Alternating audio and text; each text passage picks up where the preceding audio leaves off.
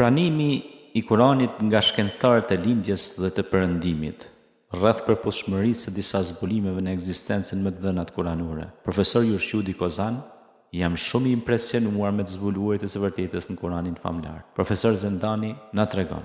Ky profesor flet në gjuhën e tij japoneze.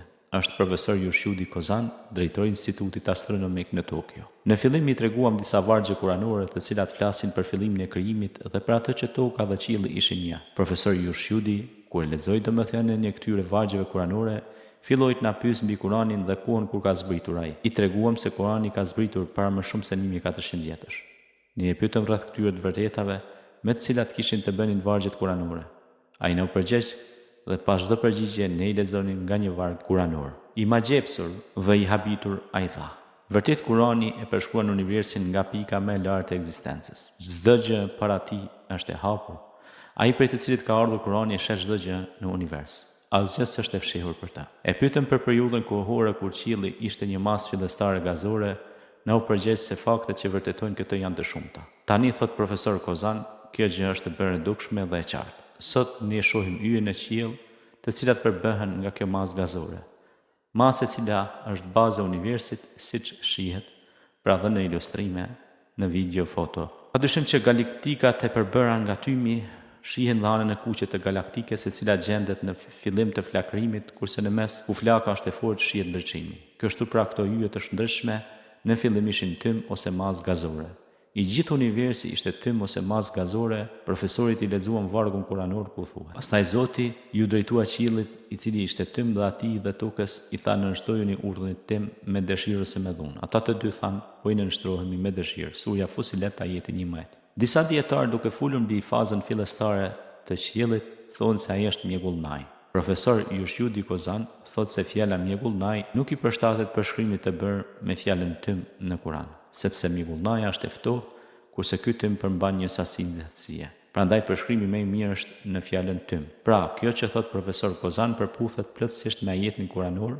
Kështu ai filloi të shpjegoj vargjet që ja lexonim në fund. Pyetëm: çfarë mendoni mbi këtë fenomen, profesor, për të cilin ju jeni dëshmitar? Shkenca me përparimin e saj po zbulon sekretet e universit. Shumë nga këto sekrete janë përmendur në Kuran ose në thënjet e Muhamedit a.s. A mendoni se ky Kuran, të cilin na e solli Muhamedi a.s., mund të jetë produkt i mendjes njerëzore? Profesor Kozan në ligjëratën e tij tha: jam i impresionuar shumë me zbulimin e së vërtetës në Kuran. Para nesh, astronomët u morën me studimin e pjesëve të kufizuara në qiell, kurse ne jemi përqendruar në të kuptuarit e këtyre pjesëve, sepse nëpërmjet teleskopit ne mund t'i shohim të gjithë pjesët kryesorë në qiell, e gjithashtu nëpërmjet të lexuarit Kuranit marrim edhe përgjigjen e pyetjeve. Besoj se unë mund ta gjej rrugën time të ardhshme për studimin e universit. Profesor Zendan, pra siç e shohim, ai thotë se është e mundur që Kurani të jetë produkt i mendjes njerëzore. Gjithashtu ai thotë, ne dietarët në studimet tona jemi përqendruar në pjesë të vogël, ndërsa kush e lexon Kuranin ka para vetes tablo të një përshkrimi të gjerë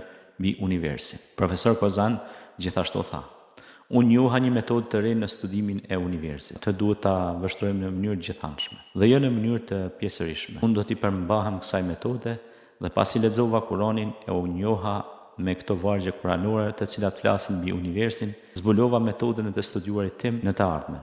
Në seminaret e mia të ardhshme do të kem një vështrim të gjithanshëm, gjë të cilën e fitova nga libri i Allahut. Profesor Zendani: i lartësuar je o Zot, i lartësuar je ti o Allah. Ja dietarët e lindjes dhe të perëndimit po i përulin kokat e tyre në shenjë respekti ndaj Kuranit famlar. Kurani është argumenti i Muhamedit a.s., është mrekulli e përhershme dhe vazhdueshme, është mrekulli i gjallë, i cili bin muslimanët dhe jo muslimanët, e kështu do t'i bin brezat e ardhshëm deri në ditën e gjyqit të madh. Po Allahu dëshmon për atë që ta zbriti ty, atë ta zbriti sipas dijes së vet. Surja Nisa, ajeti 166. Dhe thuaj: falendruar qoftë Allahu, e ai do t'ua tregojë argumentet e veta dhe do t'i njihni ato. E atyre që është dhënë dija e dinë se kjo që të shpallur nga Zoti yt është e vërtetë dhe udhëzon në rrugën e gjithfuqishmit të lavdruarit Allah te bareke ve teala.